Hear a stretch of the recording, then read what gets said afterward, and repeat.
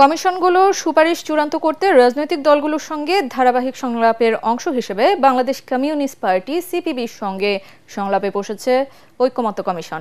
সকালে জাতীয় সংসদের এলডি হলে বৈঠকের সূচনা বক্তব্যে সিপিবির সাধারণ সম্পাদক রুহিন হোসেন প্রিন্স বড় সংস্কারে হাত না দিয়ে প্রয়োজনীয় সংস্কার শেষে সরকারকে দ্রুত নির্বাচনের আয়োজনের আহ্বান জানান। এ সময় কিছু বিষয়ে দ্বিমত থাকলেও কাঠামোগত সংস্কারের উদ্যোগের জন্য সরকারকে ধন্যবাদ জানান তিনি।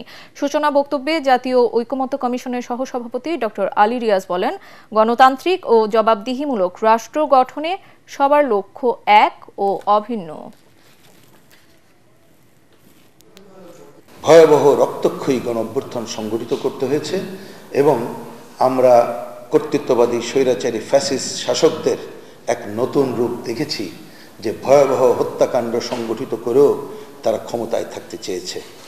জাতীয় ঐকমত্য কমিশনের পক্ষ থেকে আমাদের লক্ষ্য হচ্ছে একটি জাতীয় সনদ, যাতে করে আমরা ভবিষ্যতের বাংলাদেশের পথরেখা কীরকম হবে তার একটা ধারণা পেতে পারি, তার একটা অগ্রযাত্রার পথ চিহ্নিত করতে পারি।